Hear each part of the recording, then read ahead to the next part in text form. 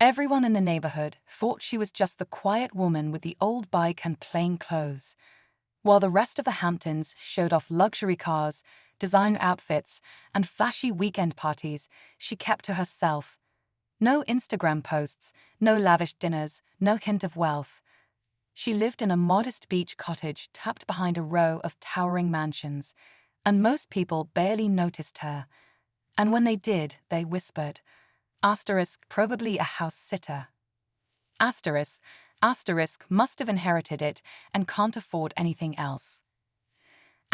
Some even laughed at her thrift store wardrobe and the way she gardened by hand, while others hired full crews. But she didn't care. She smiled, nodded politely, and went on with her simple routines. What no one knew was that there was more to her than met the eye, much more. Beneath the quiet lifestyle and unassuming charm, she was guarding a secret that could change everything. A secret tied to old money, rare art, and a story that stretched back decades. One that would leave even the most jaded locals stunned. It wasn't until a curious neighbor followed her one evening that the whispers turned into full-blown shock. What they discovered behind those weathered cottage walls was something no one could have guessed, not even close, because sometimes the most ordinary-looking lives are hiding the most extraordinary truths. And hers, it was never about being seen, it was about staying hidden, until the day she chose to let the truth slip. Her name was Elise.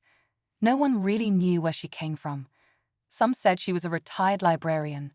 Others guessed she used to be a school teacher, or maybe someone's distant relative just holding on to old property. She rarely spoke more than a few polite words at the local market, always paid in cash, and never seemed to rush. In a place like the Hamptons, where everything is about appearances and status, Elise didn't fit the mold. She rode her rusted bike along winding roads lined with Range Rovers and Teslas, wearing sun-faded jeans and a straw hat that had seen better days. People noticed.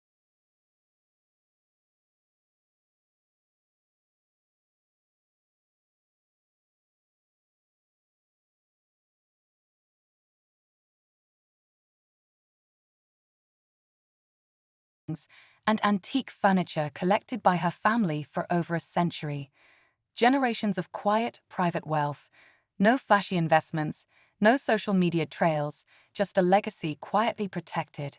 Elise had been taught never to flaunt, only to preserve. Still, things started to shift the day a new couple moved into the modern house across from hers. Young, loud, always filming content for their luxury lifestyle blog. They mocked Elise in their videos, calling her the local ghost of the Hamptons. The views rolled in, and so did the attention.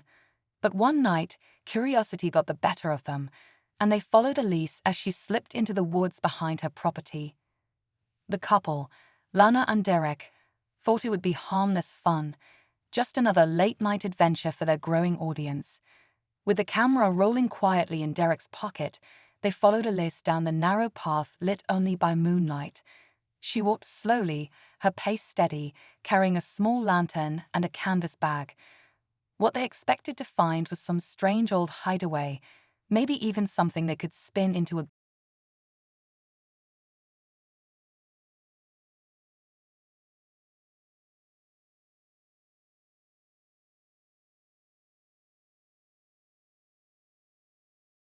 Beyond the gate was what looked like a hidden structure, part greenhouse, part gallery, glowing faintly from within.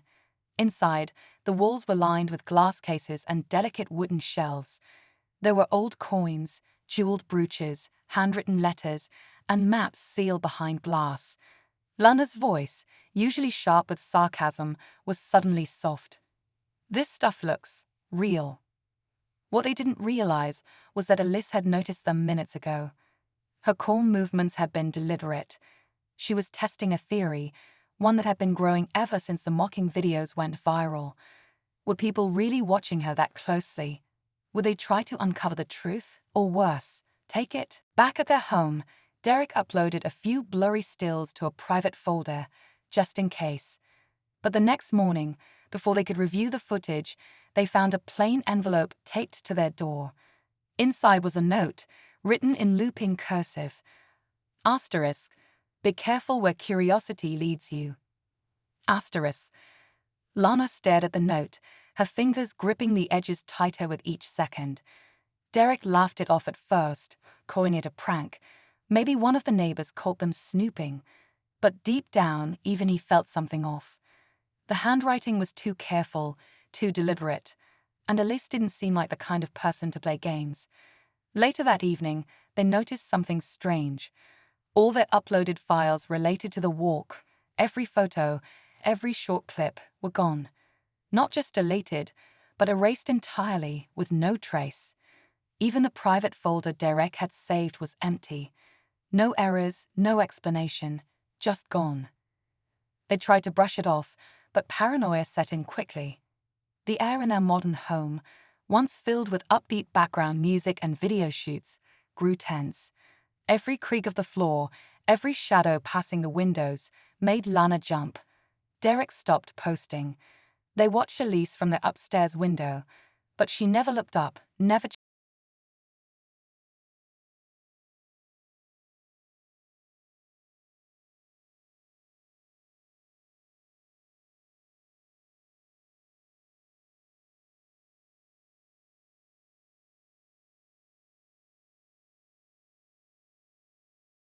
Inside was an old photograph.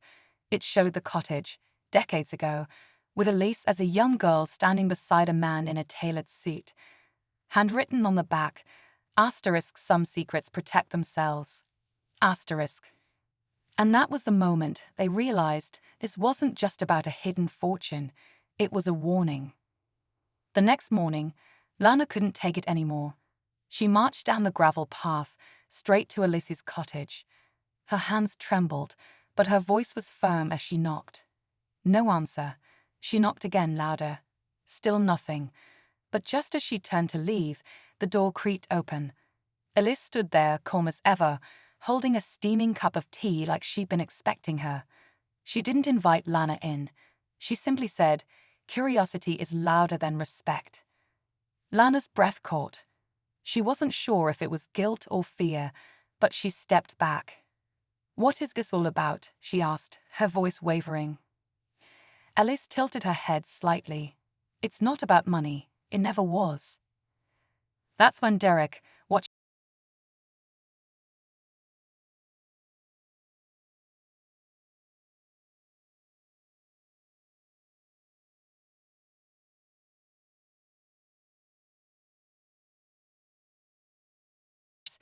That's not just a collection, it's a private archive.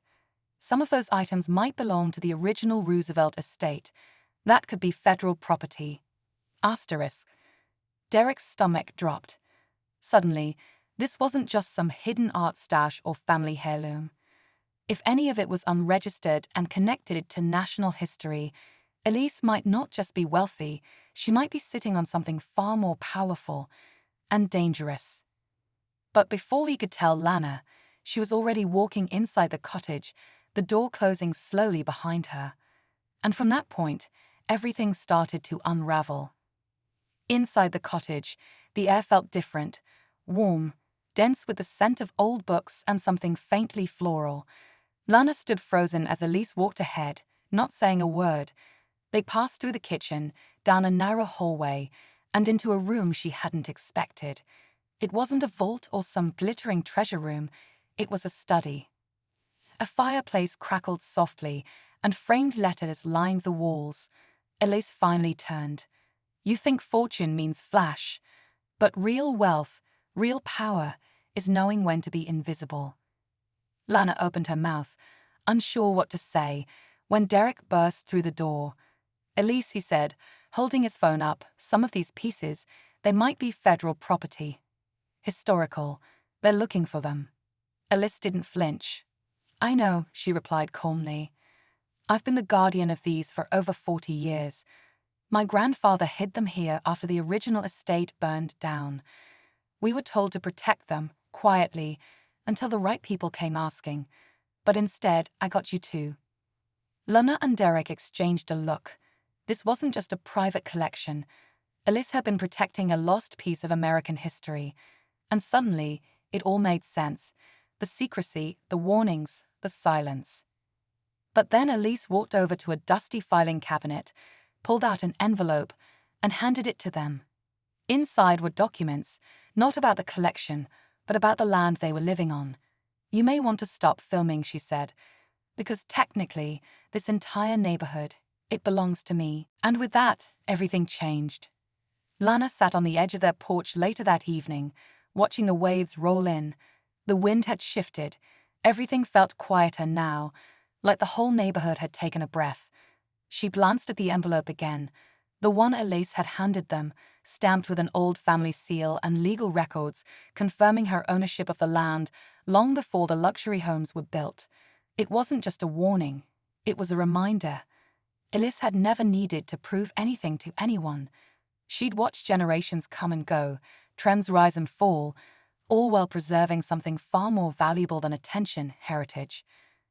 Derek had already pulled their content off the channel, not out of fear, but out of a strange new respect.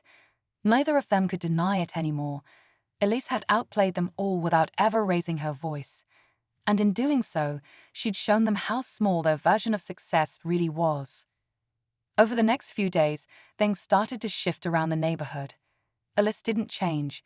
She still rode her old bike, still shopped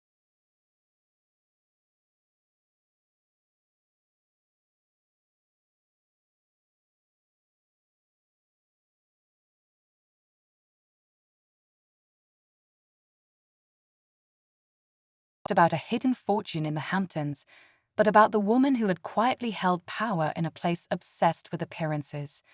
And just like that, the richest woman on the block returned to her garden, smiling softly, exactly as she'd always been.